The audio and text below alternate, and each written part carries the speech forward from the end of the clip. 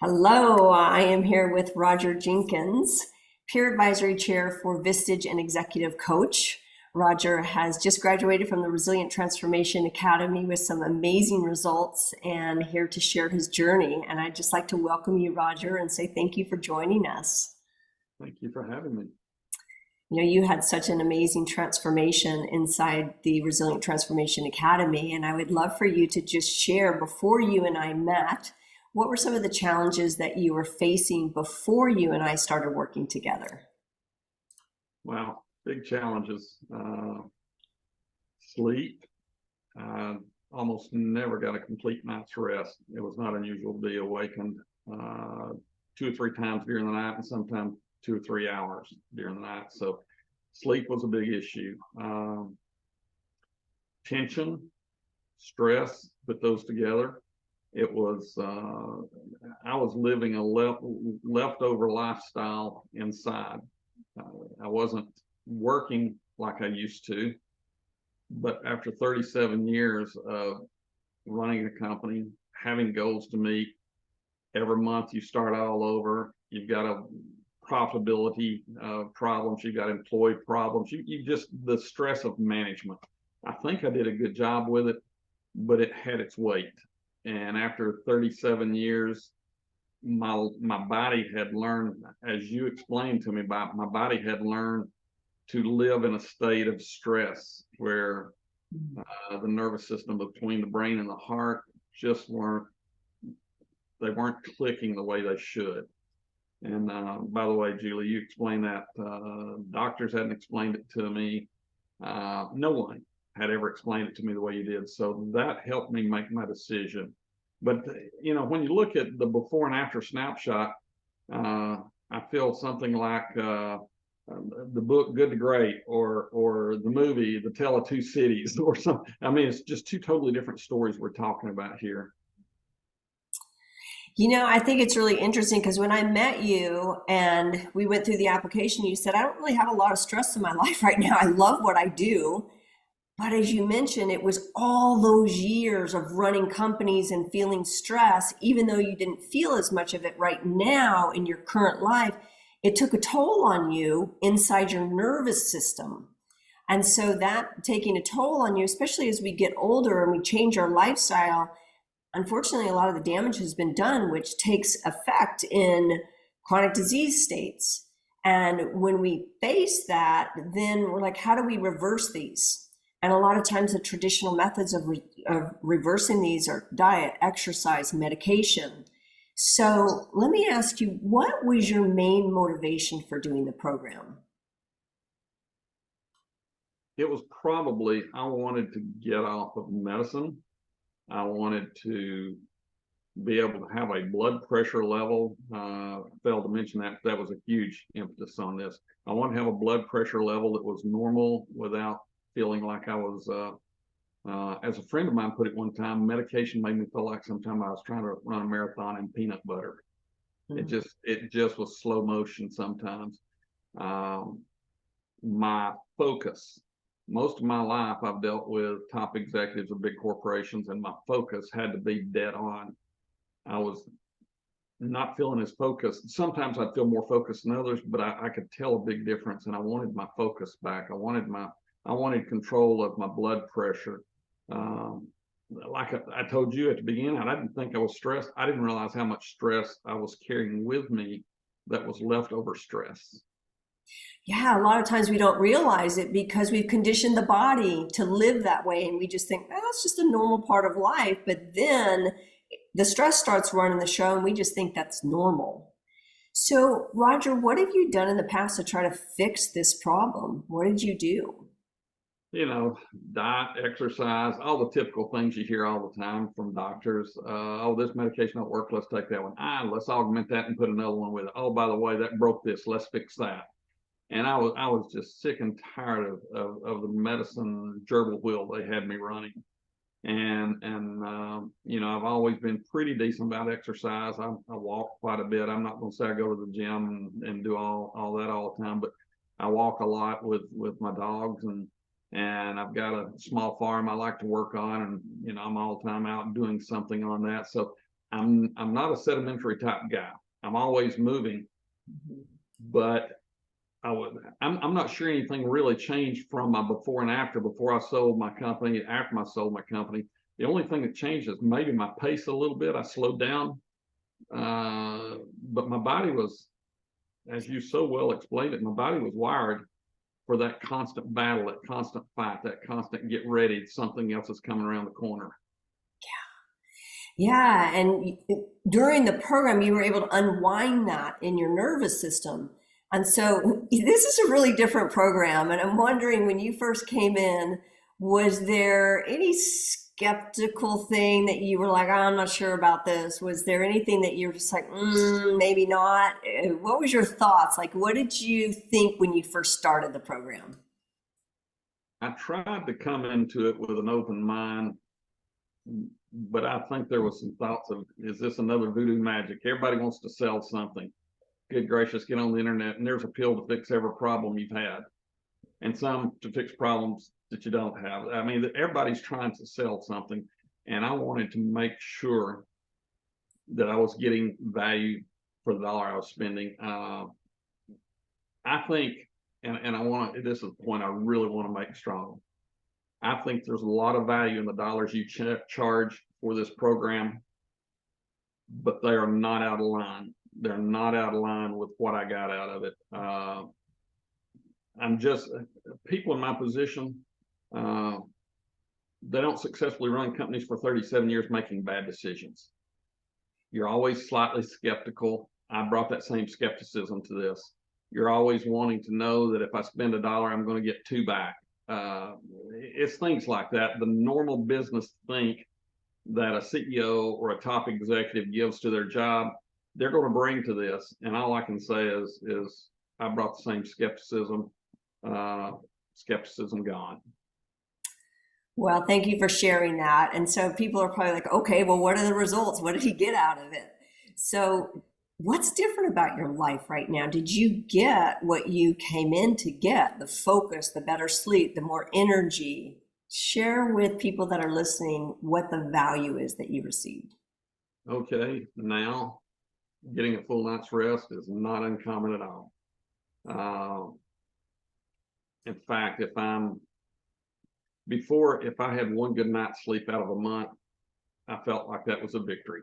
Now, if I have one bad night, I feel like, what's wrong? Let's think about this. And, maybe tomorrow night I'll do some inner balance exercises, and I'll get myself ready for bed and relax before I go to bed. And it's real easy to control. I think probably the number one thing that I'm going to say I walked away from it with is a tool that I can use anytime, anywhere.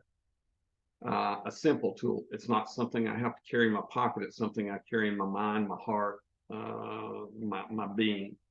I really, really like feeling that when that moment comes, as we've talked about before, God made our bodies for that big stress. Here comes a dinosaur. I got to run. I got to kill it. I got to do something.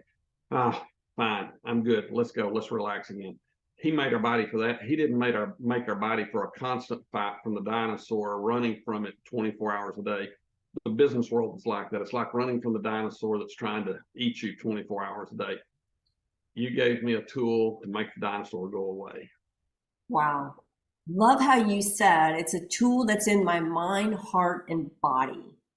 So when that tool starts to take effect in your mind, heart, and body, is there something that you can share with people that gives them a tangible understanding of? And I just remember one time that you were in a meeting, a group meeting, and somebody said something that kind of got under your skin and made you frustrated. How did you use the tool in that moment to bring your mind body back into balance and alignment?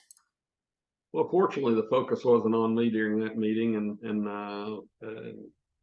I needed some things to happen that weren't happening. So I just sat there, and without anybody knowing, I started going into our inner balance exercise, and I sat there, and at first it was kind of hard to know what I was feeling and know where it was going. After months of exercise with you and learning it and figuring it out, it took me maybe a couple of minutes, and I'm ready. And then then I was able to speak and speak with clarity, speak with focus, speak with directness, and accomplish what I came to accomplish without any of the typical frustration that usually crawled up on me during these times. God, it's so big. So many of us will experience, whether it's business or personal, that we may feel frustrated by some communication in the moment. And in that frustration, we may react versus respond.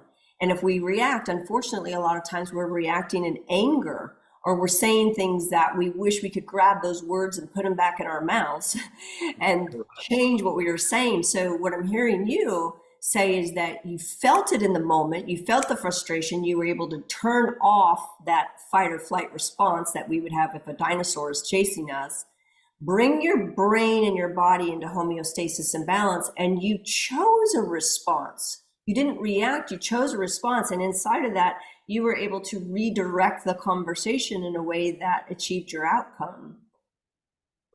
So, yes, that is exactly what happened. But I think the importance of what I've learned is, again, we talk about fight or flight. I used to have a saying, I'd say, fight or flight, and I have no wings. I always felt like I was fighting. I don't feel like it really has to be fight or flight. I feel like it can be controlled, and let's drive this car through it.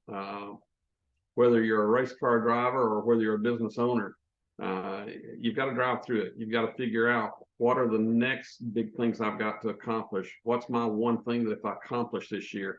We've got to think through them, and we've got to think through them through clarity. And right in the middle, while we're planning, then our plan is just, somebody throws an emotional bomb, hand grenade right in the middle of it. And those are the times that normally at fight or flight mode comes up, and it doesn't have to.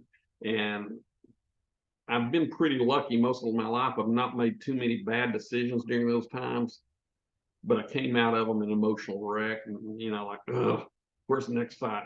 Something's coming around the corner. As a child, there's a monster about to get me. I got to pull the cover over my head. It's just so much calmer and peaceful, and it's a peace I can feel, and that's what I really, really enjoy most. wow, it's the peace that you can feel. It really points to most people that I start to work with come in with the baseline of anxiety or frustration or overwhelm, like they've conditioned their nervous systems to be that way. So what I'm hearing you say is that you really rebuilt your nervous system from the inside out, brought it into that balance and homeostasis, and you can turn off the fight or flight response, get into that state of coherence in your brain and your body anytime, anywhere. And Yes. so as I hear you say that, it really translates into business, like what you do as an executive coach and a Vistage chair, you're helping other people navigate this as well. So as you're helping other people navigate this as well, what are you knowing as or seeing as the results of you being a leader? How is this affecting you being a more efficient leader?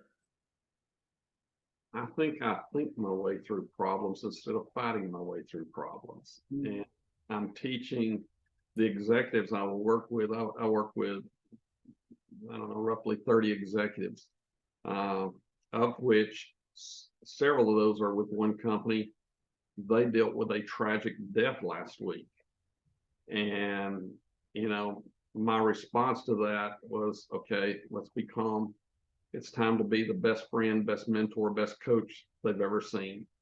And we went through that. These guys were absolutely amazing. We worked through it. We talked through the issues, talked through, what are the possibilities here? What are the issues that could come up? How do we make the deceased family know that deceased was valued? How do we take care of the priorities first and the necessaries later? And so it's taught me that about, slow down, prioritize. We need to know that which is important, that which is going to have impact, and that which is immediate. And we teach those things and work with them, and we do it with so much clarity. It's just, again, calmness and peace is the best words I can use to describe it. Calmness and peace is so important, because what I'm also hearing you say, and relating to what you said earlier, in your brain and body and spirit, that as you bring that calm and peace into your spirit as a leader, what I'm really hearing you say in dealing with that death of one of the employees of your executives is you went to what is the emotional state of how we can serve the family of the loved one that was lost. That you were able to stay connected and learn about what is it as the beingness, not the doing. We're human beings, not human doings. And in business, we can get all like the facts. Let's get down to making things happen.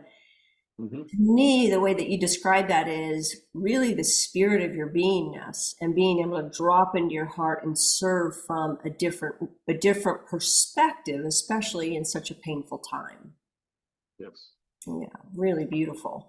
Well, you had such incredible results in this program. So I'd love to hear, what about the time that you put in to get the results? Like, did you spend hours each week doing it? Did you spend minutes a day? What was the amount of time that you put in to get these kind of results? The real answer is I spent as much as I could afford to spend. Some days, and these were my better days by far. Some days, I love it when I wake up I haven't used the alarm clock in years because I always wake up early. When I wake up at say 5:30, quarter till 6, I would get up and get me a cup of coffee and come sit down and just relax. And that's my moments of prayer and meditation. Those are times when I just have my quiet time. And I started augmenting prayer and meditation with inner balance. And I would sit here and I would get calm, and you can't see it there, but I've got the screen spread across my desk, and I'd have a beautiful scene of the Alps, snow-capped mountains on the one page, and I'd have on the inside of a cabin looking out on another page and watching deer and antelope playing in the field on another page. And I'm listening to the music, and I'm just sitting here. I mean, I'm feeding all my sensories I can feed with positive, soft, life is good type moments. And I might spend an hour at that. And yeah, I was from what you say, I was amazed with my performance myself.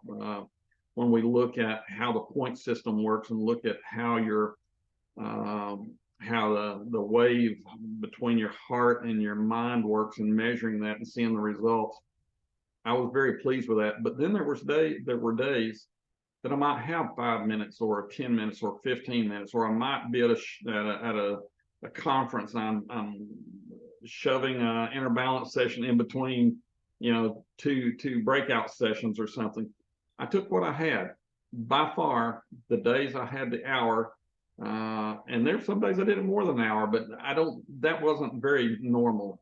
If I could peel out 15 to 30 minutes, that was great. If I had an hour, that was fantastic. But 5 minutes also did some good. Yeah, that's the beauty of it. Even if you just do it for 5 minutes, it resets the brain and the nervous system to bring you in that homeostasis and balance. And the results of that is clearer focus, better decision making, more connection with people. Mm-hmm. So, Rodger, how would you explain this to a friend? I think the easiest way is usually I'll pull up my phone and I'll show them where we're measuring from a sensor on our earlobe. We're measuring our nervous system.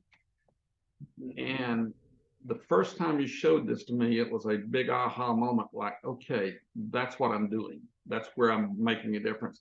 And the first wave, as it should have been, looked more like a jagged bunch of rocks laying there. Yeah. And then a month later, it's looking like a few less jags. And we get down to about 3 months or so, and it's looking like a very nice wave sign. And I can see my breathing's better. You explained to me, and by the way, I've done a lot of independent reading, that we as Americans, we run at such a pace. We are shallow breathers. We have taught ourselves to be shallow breathers. Oxygen's the fuel of life, and we're feeding our body with oxygen, and I've got a measurable level. We can sit here and talk about it, and that's abstract, but when we plug a sensor up and I can sit there and watch it, and I could cough and I'd watch it do this, or I could look over at something, and you can see the results of the feedback was tremendous to me. But just seeing, if I took day 1 and day 120 and compared them, it was just such a beautiful, beautiful thing to see that I was gaining on this problem. I built it over, 40 plus years in business. And over 4 months, I felt like I was getting it in control. Yeah, just to watch your journey, and the data doesn't lie. Like with the data when you first started to when you ended is completely different. And thank you for sharing your journey. So, people might ask, okay, well, is it going to stick, or is he going to use this a year from now? How are you going to use this moving forward? Oh, I use it every day. I use it every day. Sometimes, like yesterday, I was in meetings all day long. Great meetings. Really enjoyed them with a bunch of fantastic guys. But it was a high pitched meeting. It's like, okay, I'm trying to take notes. I'm listening to what everybody's saying and ideas. This is one of those meetings. There's so many ideas. I almost needed two scribes to keep up with all the notes I was trying to take. And in the middle of the day, I just stopped and said, okay, let's reset and let's go back to the second half and do it again. Then there's some days like I'm working on a project right now. I'm doing some consulting with a young couple that are building a house, and we're very concerned about why costs have escalated. And I've started doing an audit of the expenses and everything. There's some things in there that are ugly, and I'm sitting there and I'm like getting mad. I find myself like, oh man, this is not right, and I get frustrated, and that fight or flight wells up. And again, it wasn't the wings version of that. It was let's duke it out. And I stop and I just start saying, okay, let's slow down now. Let's go back to what we know works. And I breathe and it would go away. I wish I could say those feelings never come up. They don't. I can't say that that's the truth. They do come up. They come up often. I just control them and I react. I respond, as you said, much better than I used to. So I'm real happy with it. Well, it sounds like you're going to continue to use this moving forward. Absolutely. You've got this through the rest of your life. And so I just want to say thank you for sharing your journey. You've been an absolute pleasure to work with. It's so wonderful to see your results and to see you continuing to use this. And I can't wait to see where you are in a year from now. So Me too. thank you so much. I've just enjoyed working with you so much in this program, and I feel like I have a new friend coming out of the program as well. Not only in you and your wife as well. Absolutely. Thank you, Julie. Thank you so much.